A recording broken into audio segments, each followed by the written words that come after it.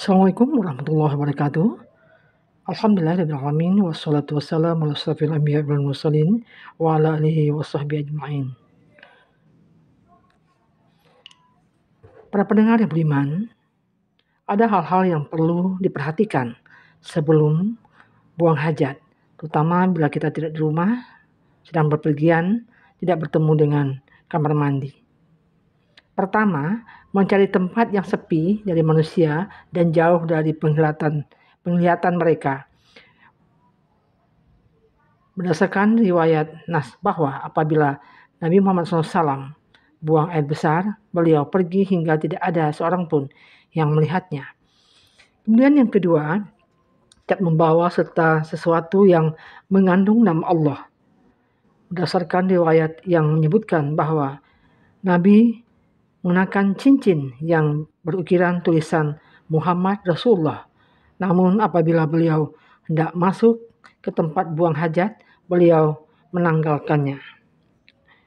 Diriwayatkan oleh Tirmizi. Kemudian yang ketiga, mendahulukan kaki kiri ketika masuk ke tempat buang hajat sambil mengucapkan Bismillah, Allahumma inni a'udzubika minal khubusi wal khaba'is. Dengan menyebut nama Allah, ya Allah, sesungguhnya aku berlindung kepadamu dari setan jantan dan setan betina. Berdasarkan hadis yang diriwayatkan oleh Bukhari, bahwa Nabi mengucapkan demikian.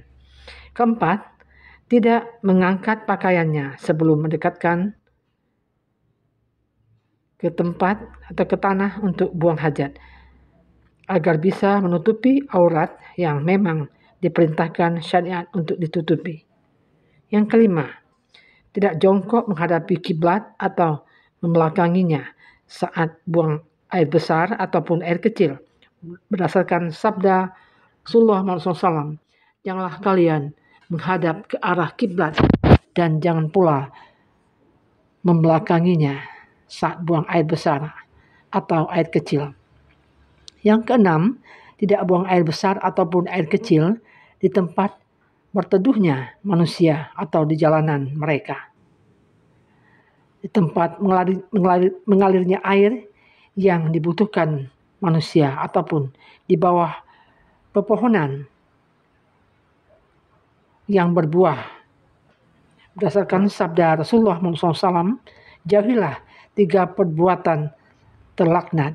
Buang air besar di tempat mengalirnya air, di tengah jalan, dan di tempat berteduh. Dan telah diriwayatkan pula dari beliau hadis yang melarang buang air besar di bawah pepohonan yang berbuah. Yang ketujuh, tidak berbicara ketika buang air besar. Berdasarkan sabda Rasulullah SAW, jika 2 orang laki-laki yang sedang buang air besar, maka hendaklah mereka saling membelakangi dan masing-masing tidak saling berbicara. Karena sesungguhnya Allah membenci hal itu. Para pendengar yang budiman, hal-hal yang berkaitan dengan istinja, istijmar atau bersuci dengan batu atau benda padat, dan istinja, bersuci dengan air. Pertama, tidak beristijmar dengan tulang ataupun kotoran tinja padat atau kering. Berdasarkan sabda Nabi, janganlah kalian beristijmar dengan kotoran dan jangan pula dengan tulang, karena tulang itu adalah makanan saudara-saudara kalian dari bangsa jin.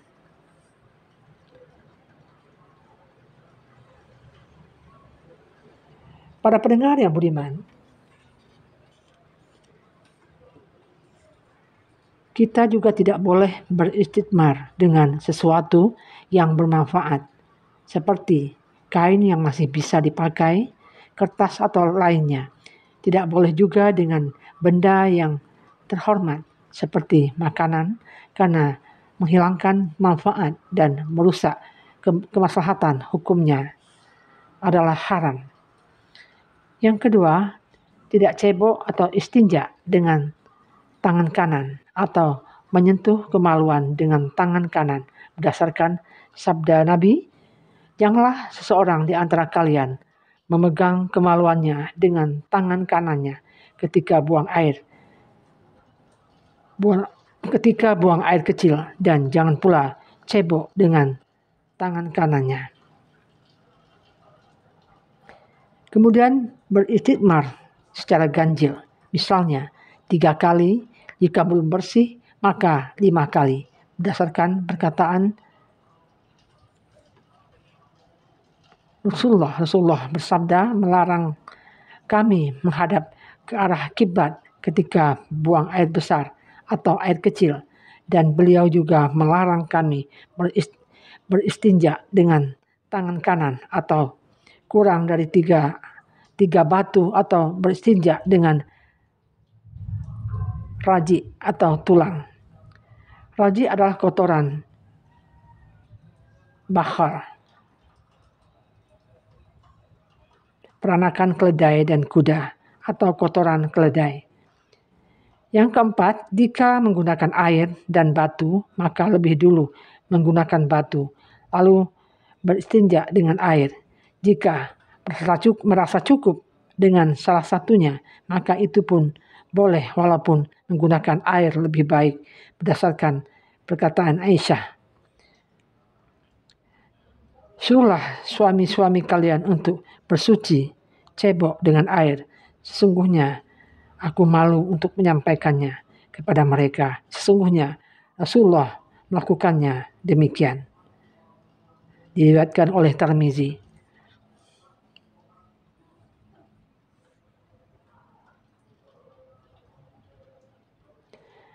Para pendengar yang budiman, hal-hal yang perlu dilakukan setelah buang hajat. Pertama, mendahulukan kaki kanan ketika keluar dari tempat buang hajat, karena begitulah yang dilakukan Rasulullah. Ia mengucapkan, "Ghufranaka, aku mohon ampunmu."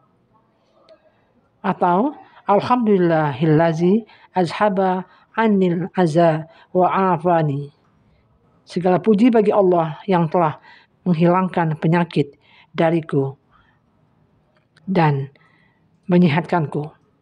Atau kita bisa membaca, "Alhamdulillahillazi ahsana ilayya fi awwalihi wa akhirihi." Segala puji bagi Allah yang telah berbuat baik padaku pada awal dan akhirnya. Atau kita bisa membaca doa, "Alhamdulillahillazi azaqani lazzatahu wa abqaf fiyya quwwatahu wa azhaba anni."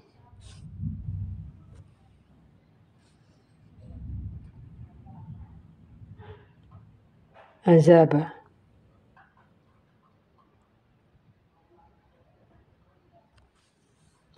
Para pendengar yang beriman, semoga sedikit berbagi ilmu tentang istinja dapat membuat kita lebih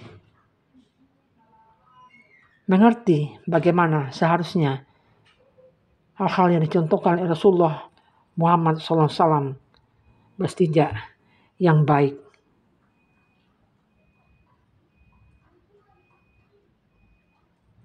Seperti halnya doa tadi, segala puji bagi Allah yang telah membuatku merasakan lezatnya makanan, membiarkan kekuatannya tetap padaku, dan menghilangkan penyakitnya dariku. Semua doa ini disebutkan dalam kitab-kitab Al-Hadis dan derajatnya hasan. Para pendengar yang beriman, semoga sedikit berbagi ilmu pada hari ini dapat bermanfaat bagi diri saya sendiri dan bagi kita semua. Marilah kita tutup dengan Alhamdulillahirrahmanirrahim. Assalamualaikum warahmatullahi wabarakatuh.